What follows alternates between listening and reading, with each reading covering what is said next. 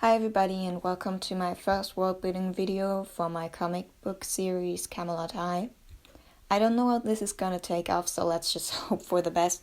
Maybe I can make this a series on my channel, but we'll see. And first of all, a disclaimer.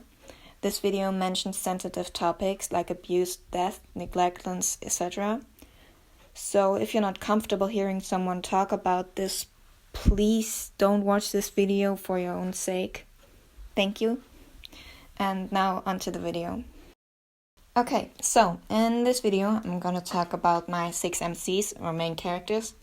But first I should at least give you a general idea of the world around them. If you don't know, Camelot is the castle of the legendary, most likely fictional King Arthur of England. I'm saying most likely because people don't know if he was inspired by an actual King of England.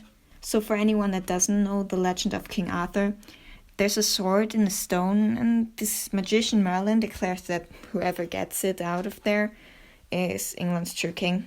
12-year-old Arthur comes along and gets it out. He's declared King of England and has his own group of knights who are called the Knights of the Round Table because they sit on a round table every time they meet. Very, very original. But spoiler alert, Arthur dies at the end in a war against his best friend Lancelot, or his son Mordred, who is the love child of Arthur and his half-sister Morgane. Sweet home Alabama! But to be fair, they didn't know they were half-siblings at the time. Anyways, if the war is against Mordred or Lancelot depends on the version of the legend. I say it was against both. So my MCs, at least 5 of them, and the other students of Camelot are the offspring of those Knights of the Round Table. They were brought into Faerie because of the war and were raised there. But since the water in Faerie is like from the fountain of youth, they age pretty slowly, so now they're teenagers in the 21st century that are actually like more than 300 years old. They pulled the Jack Frost. No, and then they return back to Camelot to become better knights than their parents were. You still with me? Good. On to the characters! First of all is Ronam, or Ronam Augustus Pentagon. So Ronam appears to be 16 years old. He's bi. He's the son of Arthur himself and his wife Guinevere. Guinevere. I don't know how this is pronounced, I'm sorry. The thing is that his title as Crown Prince of Camelot is more of a curse than a blessing to him. You see, Camelot is supposed to be his castle, but since he is still one of the students there, Merlin, who still lives, it's another story, as Ronam's mentor, is in charge of Camelot. But since Ronam will be in charge of Camelot eventually, the other students all try to be in his favor. Many of them actually don't like him because he's Merlin's favorite. They even call him Merlin's golden boy behind his back. That's very nice of them, I know. Personality-wise, I like to just smoosh 2 stereotypes together, dump drama on it, and give it a few bonus character traits and maybe give them psychopathic tendencies, but we're not going to talk about that. Anyways, Ronam is like a mixture of that one character with social anxiety and the friend zone side character in any romance movie, series, book, etc. So he's actually a big softie, like kind, forgiving, caring, fair, and I guess loyal. Yeah, you could say that.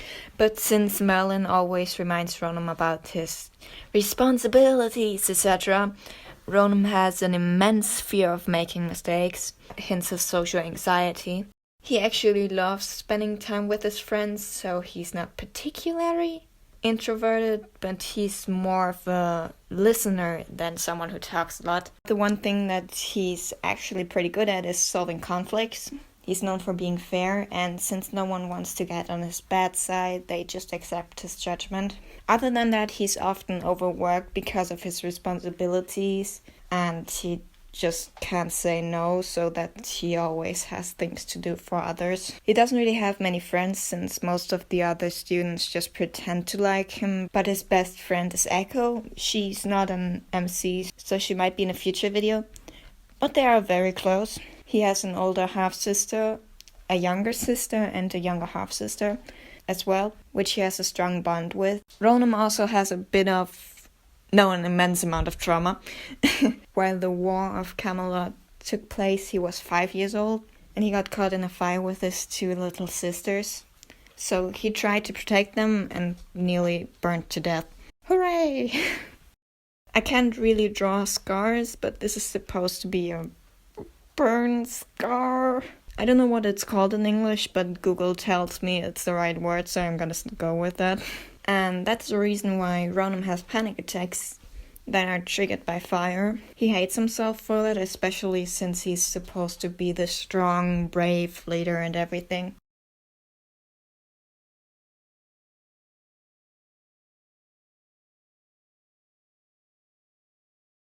Okay, next up is Junior, or Boris Jr.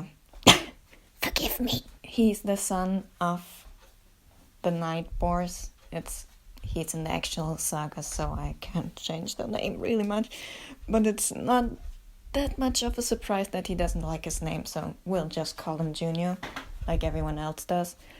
Junior appears to be 16 years old, and personality-wise, he's quite the opposite of Ronam, to be honest.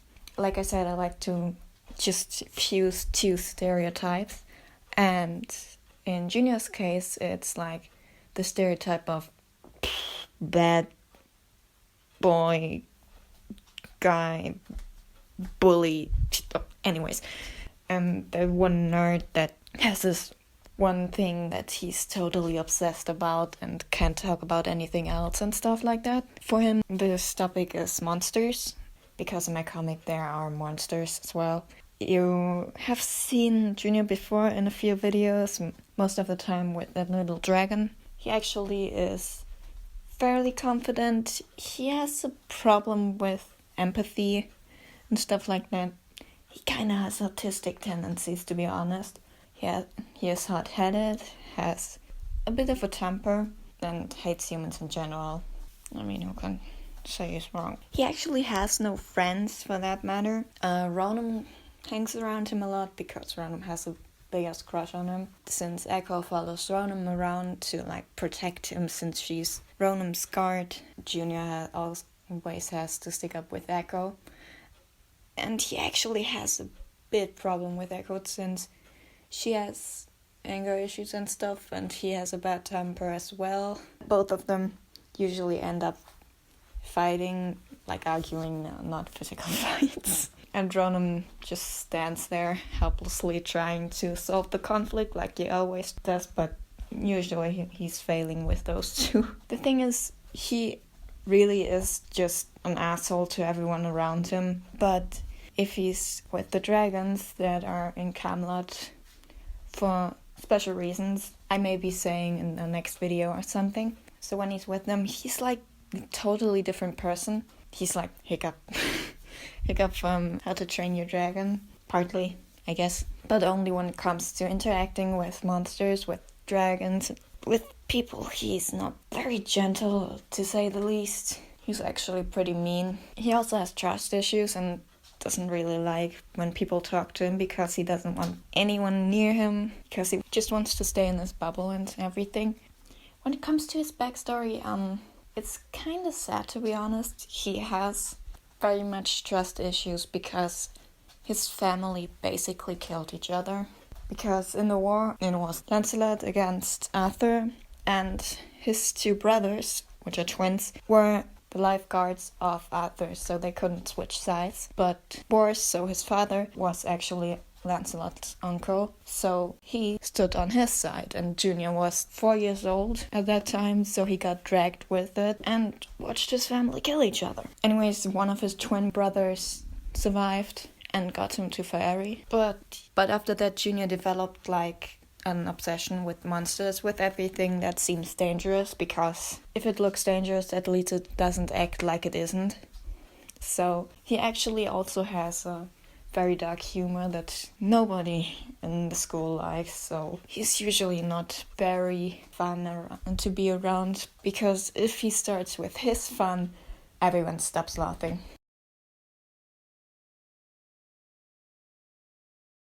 Well, Well, remember how we talked about Junior getting called Junior because he doesn't like his name and everybody respects that more or less and doesn't call him otherwise? Well, this motherfucker doesn't.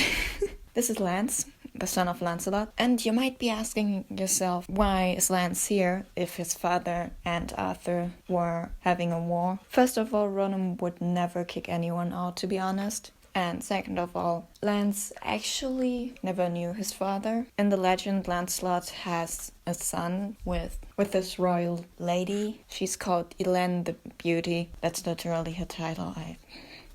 Anyways, this Elaine gave birth to Galahad. Galahad is a special knight that later moved on to fulfill a prophecy. But in my version, Elaine actually gave birth to 3 babies at the same time because she actually died while giving birth. So Lance and his older sister got brought into Faerie the second after they were born.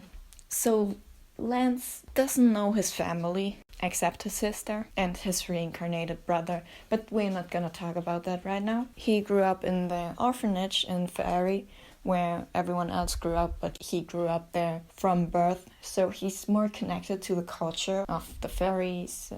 Not fairies, they're nymphs actually, but they're a very chaotic culture. Like, they love festivals and everything like that, colorful things, drugs. Anyways, so when he came to Camelot, he and his sister and his reincarnated brother saw the potential in Camelot as a place where only honorable things are allowed, like learning. And the thing with that is that these students of Camelot have to follow strict rules to become the next knights of the Round Table. And they saw that these students wouldn't last long, and so built up the so-called underground, like a mafia of Camelot. Not really mafia, black market is a better word for it. Like a casino and everything like that. And Lance has these very twisted morals that everyone who would ever go there or bet with them, like he's the one in charge of the casino itself, that whoever would bet with him isn't an honorable knight, is not strong enough to be a knight, because they go against those rules that are established by Merlin. So he punishes them. Punishing in quotes, because he has a magic necklace that gives him luck wherever he goes. And so in the games in the casino, if he plays any games with anyone he deems to be unworthy, which is like everyone who comes there, he wins. He always wins. And the funny thing is, he's actually a nice guy. Lance also appears to be 14 years old, which makes him the youngest out of the 3 male main characters. Okay, next one is Nathalie. Nathalie is one of the few students of Camelot who actually aren't the offspring of any royal family, because knights are royalty. She is the offspring of a servant of a royal family, but she goes there anyways because she was rescued and they didn't want to let her rot in the orphanage, so they just got her to Camelot. And she's actually a pretty good student there, except for being kind of sleep deprived all the time. Nathalie has what I like to call single mom energy. No, wait, scrap that. Overworked single mom energy. Beautiful. So she's caring, she actually is pretty mature, even though she appears to be 16, 17, I don't know yet. People actually listen to her, not like Ronam. They just have respect for him because he can kick them out of Camelot all the time. She actually has respect among the other students. That could partly be because she is often in the underground and people get to know her there as a fun person that actually likes to party a lot, but is the one who stays sober just in case. And like I said, she has insomnia because she has not the real illness, but she has many nightmares, like every other student has because of their trauma. But her nightmares are actually even worse, even more frequent, and that's why she draws them in the sketchbook that she has right there, to get rid of them, get them out of her mind. But it's still kind of tricky, and she can't sleep well, and actually doesn't really want to go to sleep most of the time because of that. So she is like the person that tells their friends, you should eat more health, you should be careful what you're drinking because it could be drugged and stuff like that. But she can't take care of herself. Nathalie also has like a really sarcastic and nearly dry sense of humor. I know she looks pretty grumpy here because she can be annoyed at her friends because she has to babysit them all the time. And she has to deal with the drama within her friend group because she's in that one friend group that always has drama. Nathalie is also a bit hot-headed, but she can control herself very good because, well, she has to be the mature one. Next one is Teni, or Teni, that's her nickname. She is the daughter of Merlin. And now you may be asking, how does an old wizard like they all are gets laid? Maybe you're not asking yourself that, but I want to explain.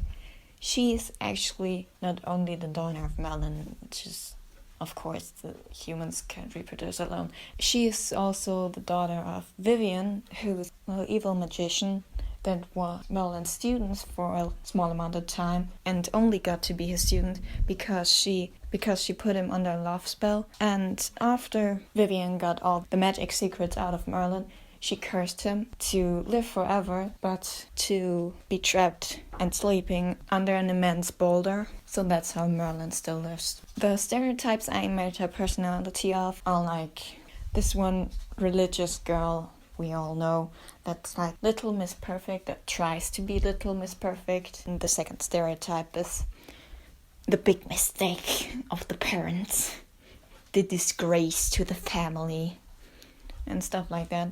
So yes, she's pretty religious. That's why she's wearing a necklace with a cross. But she's also very much emotional. But she doesn't really have anger issues. She has issues with every other emotion.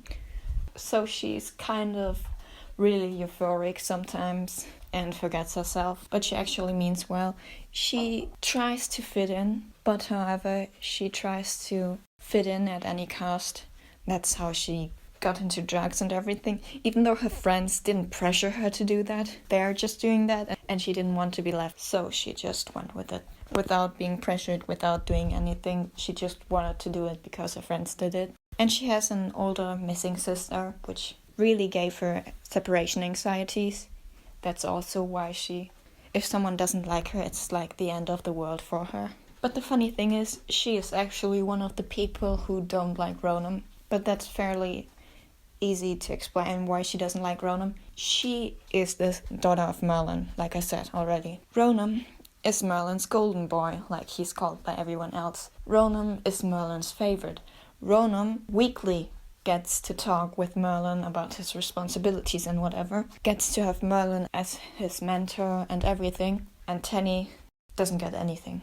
She's one of the few people who actually still have a parent that's alive, but she doesn't get any attention from her father. What's even worse is that she's the daughter of the greatest magician there ever was, and she's actually pretty bad at magic. She doesn't understand the logistics. She does remember the spells and everything, but they don't work for her for some reason. They sometimes just blow up without her knowing why. They get out of control for no apparent reason and stuff like that. She actually is the worst magician in the whole school. Did I also mention she was possessed? No. Anyways, Teni appears to be 13 years old, which makes her the youngest looking out of the main characters. Okay, and the last one today is actually not a student of Camelot. She's an actual human being. Not actual human beings. Every one of the MCs is an actual human being, but she never had the water of the Fountain of Youth, so she is as old as she looks. She's 15. Her name is Mary Belcliffe. Very beautiful name, I know. And she comes from a very broken family, to be honest. Her mom's dead. Her dad had an alcohol problem and abused her and stuff like that, and her older brother is kind of dead. because her father shot him, and she got shot by her father as well. That's why she wears her hair like that. It covers up the scar that she has on her forehead. And the thing is, she didn't die from that, like you can obviously see, but the bullet hit a nerve that's like around your brain or something like that. I have googled that one time, I don't know. Anyways, if this nerve gets demolished, you likely have paralyzation of your facial expression features. So she always has the same expression. I mean, she can still blink and everything, but she can't really open her mouth that wide. That's why I draw her always having her mouth open very small. She can't smile. She actually is a pretty extroverted person, but because of her paralyzation, I don't want to call it disability because I don't think you can call it disability or something. I don't know. Because of that, she got bullied a lot after being shot and everything. People actually think she doesn't have emotions anymore because she can't display them on her face. She's actually one of the most emotional people ever. She has a great sense of humor and everything, and she actually makes jokes. Everyone thinks she's serious because she has that serious look on her face. She's pretty open-minded, flexible in her beliefs. She has this weird thing. She is pretty girly, don't get me wrong. She likes to dress up and stuff like that. I'm not saying that this is something bad. Girly is a negative term, I'm sorry. But she likes to dress up, likes makeup. She even has a plushie collection and stuff like that. But she mostly does that because she wants to fit in. She wants to seem like a human again to other humans. Because she knows she's still human. She knows she still feels. But people don't see her that way because she can't express her feelings. And she also gets told by everyone that she's crazy because she can see her dead brother. That's the thing. She can really much socialize. She is really extroverted. But people are scared of her because she can't express herself, which leads her to have all these problems socializing with people. So, and that's basically it for my 6 MCs. I'm sorry if the endings were a bit abrupt. I'm not very good at scripting, but I'm learning, I guess. I hope you enjoyed this video. If you liked it, let's say if this video gets to 10 likes, I'll do another episode of world building, I guess. I don't know if you guys like it, so let me know. And let me know your thoughts in the comments. Thank you so much for listening. Thank you so much for watching. And hope I see you guys next time. Bye!